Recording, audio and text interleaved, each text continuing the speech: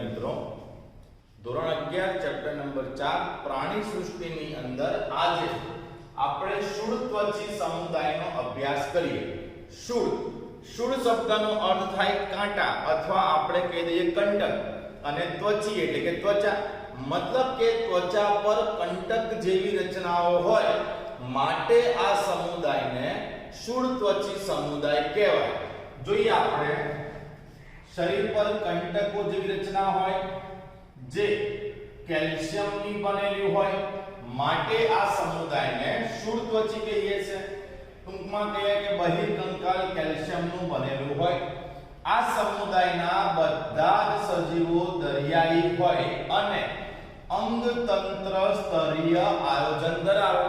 હવે સૂત્રકૃમિથી લઈને છેક સુધી અંગતંત્ર સ્તરીય આયોજન છે તે આપણે જાણીએ છીએ, પણ શૂળત્વચીમાં એક વિશેષતા એવી છે કે શૂળત્વચી સમુદાયના પ્રાણીઓ અંગતંત્ર સ્તરીય આયોજન ધરાવે, પણ આ જ સમુદાયના સજીવ ડિંબીય અવસ્થામાં હોય, મતલબ કે જીવનનો શરૂઆતનો પ્રારંભિક તબક્કો, ત્યારે તેમાં દ્વિપાર્શ્વીય સંરચના જોવા મળે।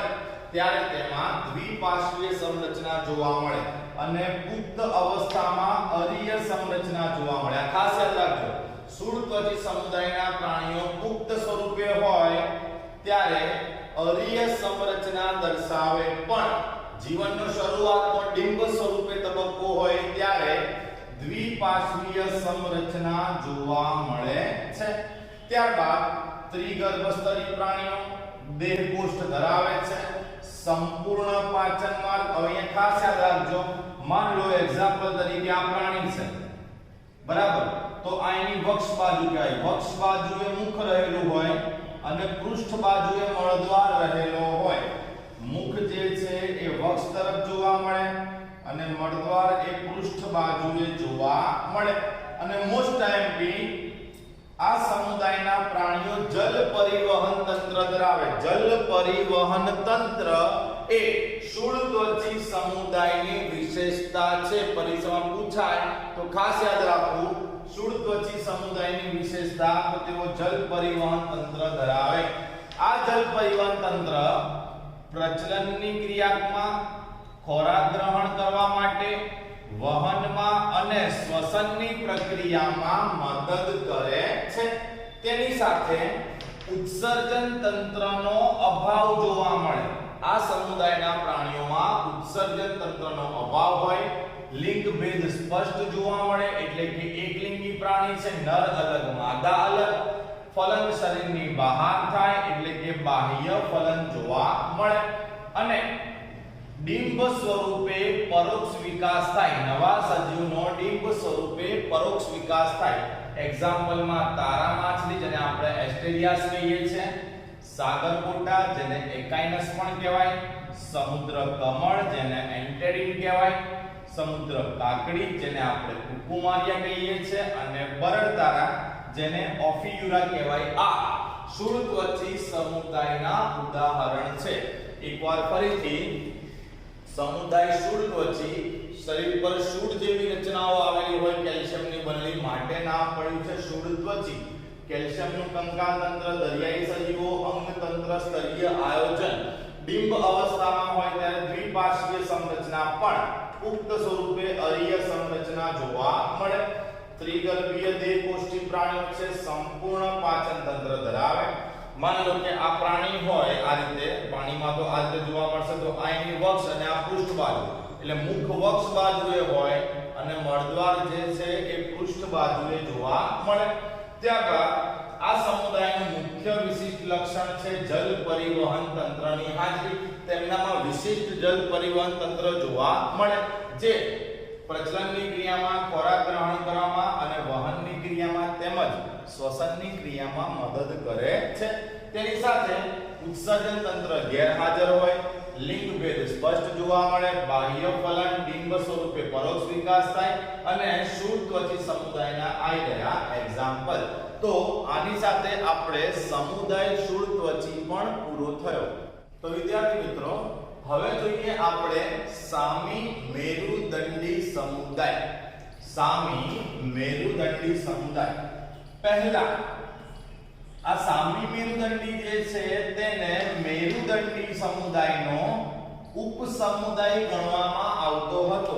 मतलब કે સ્વામી મેરુદંડી જે છે આ સામી મેરુદંડીને સ્વતંત્ર સમુદાય તરીકે સ્વીકારવામાં આવતો ન હતો. તેને મેરુદંડીનો ઉપસમુદાય ગણવામાં આવતો હતો. પછી તેઓને એક અલગ સમુદાય તરીકે ગણવામાં આવે છે જેને અમેરુદંડીમાં સમાવવામાં આવે. मतलब કે સામી મેરુદંડી એ પોતે એક આખો અલગ સમુદાય છે જેને આપણે અમેરુદંડીમાં સમાવીએ. હવે અમેરુદંડી એટલે શું? તો મેં તમને પ્રાણી સૃષ્ટિ વર્ગીકરણનો ચાર્ટ શીખવાડ્યો. એમાં મેરુદંડી સમુદાય પહેલા જેટલા બી સમુદાય છે, જેમ કે મેરુદંડી સમુદાય પહેલા જેટલા પણ સમુદાય આવે જેવા કે પ્રજીવ, સછિદ્ર, કોષ્ઠાંત્રી, પૃથુકૃમિ, સૂત્રકૃમિ, નુપુરક, સંધિપાદ, મૃદુકાય, ષૂળત્વચી અને સામી મેરુદંડી, આ બધા જ સમુદાયના પ્રાણીઓને અમેરુદંડી કહેવાય. અને બીજો એક આવે મેરુદંડી. સમજણ પડી? તો મેરુદંડીની પહેલા જેટલા પણ સમુદાય આપણે ભણી ગયા એ બધાનો સમાવેશ અમેરુદંડીમાં જ થાય. હવે જોઈએ આ સમુદાયના પ્રાણીઓ કૃમિ જેવા દેખાય. અહીંયા આપણે સામી મેરુદંડીની આકૃતિ સમજાવી છે એટલે એ આકૃતિના આધારે તમને આ બહુ ઈઝીલી ખબર પડશે. પ્રાણીઓ કૃમિ જેવા દેખાય. આ સમૂહ ખૂબ નાનો છે. દરિયાઈ સજીવો હોય, અંગતંત્ર સ્તરીય આયોજન ધરાવે, દ્વિપાર્શ્વીય સંરચના, ત્રિગર્ભ સ્તરીય સજીવો અને દેહ કોષ્ઠ ધરાવે છે. હવે જુઓ અહીંયા આપણે દર્શાવ્યું છે એનું શરીર નળાકાર હોય. ત્યારબાદ અગ્ર બાજુએ પ્રોબોસિસ એટલે કે શુંડ ગ્રંથિ જોવા મળે. તે સિવાય કોલર એટલે કે ગ્રીવા પ્રદેશ અને એક લાંબો ધડ વિસ્તાર એને ટ્રંક તરીકે ઓળખવામાં આવે. ને ટૂંકમાં 3 ભાગમાં શરીર વહેંચાયેલું છે: શુંડ ગ્રંથિ, ગ્રીવા અને ટ્રંક એટલે કે ધડ પ્રદેશ, જે અહીંયા આકૃતિમાં સ્પષ્ટ જોઈ શકાય છે. ત્યારબાદ ખુલ્લું પરિવહન જોવા મળે. શ્વસન માટે ઝાલરો આવેલી હોય અને મોસ્ટ ટાઈમ ઉત્સર્ગ અંગ તરીકે શુંડ ગ્રંથિ રહેલી છે. ઉત્સર્ગ અંગ તરીકે શુંડ ગ્રંથિ જોવા મળે. લિંગ ભેદ સ્પષ્ટ જોવા મળે એટલે કે એકલિંગી પ્રાણીઓ છે. ફલન શરીરની બહાર થાય એટલે કે બાહ્ય ફલન જોવા મળે અને પરોક્ષ વિકાસ જોવા મળે. એક્ઝામ્પલમાં બાલાનોગ્લોસસ જે આપણે આકૃતિમાં દર્શાવ્યું છે અને બીજું છે સેકોગ્લોસસ. સેકોગ્લોસસ જે છે તે પણ આપણે અહીંયા આકૃતિમાં દર્શાવેલું છે. તો આની સાથે આ પતી ગયો સામી મેરુદંડી સમુદાય. અહીં સુધી આપણે જેટલા પણ સમુદાય ભણ્યા, પ્રજીવ, સછિદ્ર, કોષ્ઠાંત્રી, કંકતધરા, પૃથુકૃમિ, સૂત્રકૃમિ, નુપુરક, સંધિપાદ, મૃદુકાય, ષૂળત્વચી અને સામી મેરુદંડી, આ બધા જ સમુદાયમાં રહેલા પ્રાણીઓને અમેરુદંડી પ્રાણીઓ કહેવાય. અમેરુદંડી પ્રાણીઓ મતલબ કે મેરુદંડ ધરાવતા ન હોય તેવા પ્રાણીઓ તરીકે ઓળખવામાં આવે. અને આના પછીથી હવે આપણે મેરુદંડી સમુદાય જે છે તેના વિશેની માહિતી મેળવીશું. હવે શીર્ષ મેરુદંડી પછી આપણે જોઈએ સમુદાય મેરુદંડી. હવે આપણે આગળ કહ્યું, એકવાર ફરીથી કહી દઉં છું, ખાસ યાદ રાખજો કે મેરુદંડીની આગળના જેટલા પણ સમુદાય આપણે ભણી ગયા તે બધાને એક જ શબ્દ અમેરુદંડીમાં સમાવી લેવામાં આવે. મતલબ કે મેરુદંડી પહેલાના બધા જ સમુદાયના સજીવોને અમેરુદંડી પણ કહેવાય. કેમ? તો એમનામાં મેરુદંડ જોવા મળતો નથી. આ ચેપ્ટરની શરૂઆતમાં આપણે શીખવાડ્યું મેરુદંડ નામનું લક્ષણ કે શરીરની પૃષ્ઠ બાજુથી ઉદ્ભવતી રચના છે, મધ્ય ગર્ભ સ્તરમાંથી ઉત્પન્ન થાય. તો હવે જોઈએ આપણે મેરુદંડી સમુદાય. સૌથી પહેલા આ સમુદાયના સજીવોમાં મેરુદંડ હાજર જોવા મળે છે, માટે તેમને મેરુદંડી કહેવાય. મેરુદંડ મધ્ય ગર્ભ સ્તરમાંથી ઉત્પન્ન થાય અને શરીરની પૃષ્ઠ બાજુએ જોવા મળે. શરીરની પૃષ્ઠ બાજુએ જોવા મળે. સ્થિતિસ્થાપક હોય અને નક્કર દંડ જોવા મળે. મેરુદંડ સ્થિતિસ્થાપક હોય અને નક્કર હોય. હવે પૃષ્ઠ બાજુએ પોલો ચેતારજ્જુ આવેલો હોય જે બાહ્ય ગર્ભસ્તરમાંથી વિકાસ પામે, મતલબ કે મેરુદંડ જ્યાં હોય તે જ બાજુમાં પૃષ્ઠ બાજુ ચેતાતંત્ર પણ જોવા મળે અને એક ચેતાતંત્રમાં પોલું ચેતારજ્જુ જોવા મળે અને ચેતારજ્જુ ક્યાંથી ઉત્પન્ન થયેલું હોય તો એ બાહ્ય ગર્ભસ્તરમાંથી ઉત્પન્ન થાય. હવે આપણને પૂછાઈ શકે આ વસ્તુ કે મેરુદંડ કયા ગર્ભસ્તરમાંથી બને તો મધ્ય ગર્ભસ્તરમાંથી, અને મેરુદંડી પ્રાણીઓમાં ચેતારજ્જુ ક્યાંથી ઉત્પન્ન થાય તો ચેતારજ્જુ જે છે એ બાહ્ય ગર્ભસ્તરમાંથી વિકાસ પામે. તે સિવાય જોડની અંદર જોડમાં કંઠનાલીય ઝાલરો જોવા મળે. મેરુદંડી સમુદાયના પ્રાણીઓ દ્વિપાર્શ્વીય સંરચના ધરાવે, ત્રિગર્ભસ્તરીય હોય, દેહકોષ્ઠી હોય અને અંગતંત્ર સ્તરીય આયોજન ધરાવે. સમગ્ર મેરુદંડી સમુદાયમાં બંધ પરિવહન તંત્ર જોવા મળે. આ જે મેરુદંડી સમુદાયના પ્રાણીઓ છે, મેરુદંડી સમુદાયના પ્રાણીઓને 3 ઉપસમુદાયમાં વિભાજિત કરવામાં આવે. જ્યારે પ્રાણી સૃષ્ટિ વર્ગીકરણનો આપણે ચાર્ટ દોર્યો ત્યારે આ વસ્તુ સમજાઈ હતી કે મેરુદંડીના 3 ભાગ પડે: પૃચ્છ મેરુદંડી, શીર્ષ મેરુદંડી અને પૃષ્ઠવંશી પ્રાણીઓ. જેમાંના પૃચ્છ અને શીર્ષ મેરુદંડીને પ્રાથમિક મેરુદંડી પણ કહેવાય, જેઓ સામાન્યતઃ ખારા પાણીમાં જોવા મળે છે. તો મેરુદંડીની અંદર આપણે પૃચ્છ મેરુદંડી અને શીર્ષ મેરુદંડી જોઈએ. સૌથી પહેલા પૃચ્છ મેરુદંડી. તો એવા સજીવો જેમાં મેરુદંડ આજીવન જોવા મળતો નથી. મેરુદંડ માત્ર ને માત્ર તેમની ડિંબીય અવસ્થામાં જ જોવા મળે. મેરુદંડ માત્ર ડિંબીય અવસ્થામાં જોવા મળે અને પૃચ્છમાં જ જોવા મળે. તો આજીવન મેરુદંડ ન હોવાથી એમને આપણે પૃચ્છ મેરુદંડી કહીએ છીએ. એક્ઝામ્પલમાં આવશે એસિડિયા અને સાલ્પા. એસિડિયા અને સાલ્પા.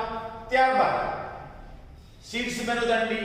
તો અહીંયા મેરુદંડ આજીવન હોય અને પૃચ્છથી લઈને શીર્ષ સુધી, શીર્ષથી લઈને પૃચ્છ સુધી લંબાયેલો હોય. જીવન પર્યંત એટલે કે આજીવન મેરુદંડ જોવા મળે. એના એક્ઝામ્પલમાં આવશે બ્રેન્કિયોસ્ટોમાટા અને એમ્ફિયોક્સસ. બંને જે છે એની ઇમેજ અહીંયા આપણે દર્શાવેલી છે. અને હવે પૃથ્વી પરના સૌથી વિકસિત પ્રાણીઓ એટલે કે મેરુદંડીનો ત્રીજો ઉપસમુદાય પૃષ્ઠવંશી. પૃષ્ઠવંશી એટલે એવા સજીવો જેમાં મેરુદંડ જે છે એ પુખ્તા અવસ્થાએ કરોડ સ્તંભમાં રૂપાંતરિત થાય છે. જો પુખ્ત સ્વરૂપ પ્રાણીમાં મેરુદંડનું રૂપાંતરણ કાસ્તિમય કે અસ્થિમય કરોડ સ્તંભમાં થઈ જાય. ટૂંકમાં એવું કહી શકાય કે જે પ્રાણી કરોડ સ્તંભ ધરાવે તેને પૃષ્ઠવંશી કહેવાય. તો આપણો સમાવેશ પણ સમુદાય મેરુદંડી, પણ આપણો ઉપસમુદાય કયો આવશે? પૃષ્ઠવંશી. કારણ કે આપણામાં પણ કરોડ સ્તંભ જોવા મળે છે. તો કરોડ સ્તંભ હાજર હોય બધા જ પૃષ્ઠવંશી. જે પૃષ્ઠવંશી હોય એ મેરુદંડી હોય જ, કારણ કે મેરુદંડીનો જ ઉપસમુદાય છે. તો બધા જ પૃષ્ઠવંશી મેરુદંડી છે. પણ બધા મેરુદંડી પૃષ્ઠવંશી નથી, કારણ કે મેરુદંડીમાં તો પૃચ્છ મેરુદંડી પણ હોઈ શકે અને શીર્ષ મેરુદંડી પણ હોઈ શકે. મતલબ બધા પૃષ્ઠવંશી મેરુદંડી છે, પણ બધા મેરુદંડી પૃષ્ઠવંશી નથી. હવે શરીરમાં વક્ષ બાજુએ વચ્ચે આવેલું દ્વિખંડીય, ત્રિખંડીય કે ચતુષ્ખંડીય હૃદય જોવા મળે. હવે કયા પ્રાણીઓમાં દ્વિખંડીય હૃદય હોય, કોનામાં ત્રિખંડીય હોય, કોનામાં ચતુષ્ખંડીય હોય, તો એ આગળ જ્યારે આપણે પૃષ્ઠવંશી ઉપસમુદાયનો અભ્યાસ કરીએ ત્યારે એને આપણે ડિટેલમાં સમજવાનો છે. અત્યારે એ યાદ રાખવાનું કે પૃષ્ઠવંશી પ્રાણીમાં શરીરની વક્ષ એટલે કે આગળની બાજુએ હૃદય હોય. હૃદય દ્વિખંડીય હોઈ શકે અથવા તો ત્રિખંડીય હોઈ શકે અથવા તો હૃદય ચતુષ્ખંડીય હોઈ શકે. ત્યારબાદ ઉત્સર્જન અંગ તરીકે અથવા એવું કહેવાય કે જલ નિયંત્રણ માટે ઉત્સર્ગ અંગ તરીકે મૂત્રપિંડ જોવા મળે. ઉપાંગો આવેલા હોય અથવા તો મીનપક્ષ આવેલા હોય. ઉપાંગો અગ્ર અને પશ્વ ઉપાંગો સ્વરૂપે જોવા મળે. તો આ થઈ પૃષ્ઠવંશીની સામાન્ય માહિતી. બાકી હવે આગળથી આપણે પૃષ્ઠવંશીનો જ ડિટેલમાં અભ્યાસ કરવાનો છે, કારણ કે સમુદાય આપણે મેરુદંડી સુધી જ ભણવાના હતા. મેરુદંડી પછી આગળથીના ઉપસમુદાય અને વિભાગોનો આપણે અભ્યાસ કરીશું. આગળ જે ચાર્ટ આપણે શીખવાડો પહેલા લેક્ચરમાં, તમે એકવાર ફરીથી એ ચાર્ટને જોશો તમને વધારે આઈડિયા આવી જશે કે મેરુદંડી સુધીના બધા સમુદાય હતા જેનો આપણે અભ્યાસ પૂરો કર્યો. હવે મેરુદંડીમાં આપણે પૃચ્છ મેરુદંડી અને શીર્ષ મેરુદંડી જોયું, બરાબર. ત્યારબાદ શું જોયું આપણે? પૃષ્ઠવંશી. અને હવે આ પૃષ્ઠવંશી પ્રાણીઓનો આપણે ડિટેલમાં અભ્યાસ કરવાનો છે. પણ એ પહેલા મેરુદંડી પ્રાણીઓ જે અત્યારે આપણે ભણ્યા અને આની આગળ જેટલા પણ સમુદાય ભણ્યા એ બધા કયા હતા? અમેરુદંડી પ્રાણીઓ. તો આપણે મેરુદંડી અને અમેરુદંડી પ્રાણીઓ જે છે તેમનો પહેલા તફાવત ભણી લઈએ, ત્યારબાદ આપણે પૃષ્ઠવંશીઓનો અભ્યાસ કરીશું. તો હવે જોઈએ આપણે મેરુદંડી અને અમેરુદંડી વચ્ચેનો તફાવત. તો મેરુદંડી સમુદાયના પ્રાણીઓમાં મેરુદંડ હાજર હોય માટે તેમને મેરુદંડી કહેવાય, જ્યારે અમેરુદંડી સમુદાયના પ્રાણીઓમાં મેરુદંડ ગેરહાજર હોય માટે તેમને અમેરુદંડી પ્રાણીઓ કહેવાય. એક્ઝામ્પલ તરીકે આપણે છીએ મેરુદંડી પ્રાણી, મનુષ્ય મેરુદંડીમાં ગણાય. હવે આપણામાં ચેતાતંત્ર ક્યાં હોય? તો અહીંયા શરીરની પૃષ્ઠ બાજુ, શરીરના પાછળની તરફ જોવા મળે. એટલે અહીંયા આપણે લખ્યું છે કે મેરુદંડી સમુદાયના પ્રાણીઓ હોય એમનું ચેતાતંત્ર શરીરની પૃષ્ઠ બાજુએ હોય, પોલું હોય અને એકવળું હોય. એકવળું મતલબ ચેતારજ્જુ આવી રીતે સિંગલ હોય, બરાબર છે.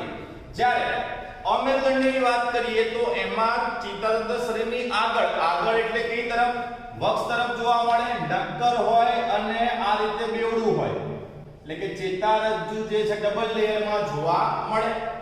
અહીંયા ઝાલરફાટ જીવનના અમુક તબક્કામાં જોવા મળે, જ્યારે અહીંયા ઝાલરફાટ જે છે એ ગેરહાજર હોય. મેરુદંડી પ્રાણી જેમ કે આપણે હૃદય ક્યાં હોય? અહીંયા આગળ મતલબ કઈ તરફ? શરીરની વક્ષ બાજુએ જોવા મળે. તો હૃદય શરીરની વક્ષ બાજુએ. અમેરુદંડીમાં હૃદય ગેરહાજર હોય અને કેટલાક સમુદાયમાં હાજર હોય તો હૃદય પૃષ્ઠ બાજુએ જોવા મળશે. મેરુદંડી સમુદાયમાં પશ્વ ગુદાપુચ્છ જોવા મળે, મતલબ કે પૂંછડી જે છે એ હાજર હોય, જ્યારે અહીંયા પશ્વ ગુદાપુચ્છ જે છે એ ગેરહાજર હોય. પશ્વ ગુદાપુચ્છ અમેરુદંડીમાં જોવા મળતી નથી. તો આની સાથે મેરુદંડી અને અમેરુદંડીનો તફાવત પણ આપણને પૂરો થયો. હવે મેરુદંડીના આપણે ત્રણ ઉપસમુદાય પાડ્યા: પૃચ્છ મેરુદંડી, શીર્ષ અને પૃષ્ઠવંશી. એમાંથી પૃષ્ઠવંશીનો આપણે ડિટેલમાં અભ્યાસ કરવાનો છે. તો આવતા લેક્ચરમાં આપણે પૃષ્ઠવંશી વિશે વિસ્તૃત માહિતી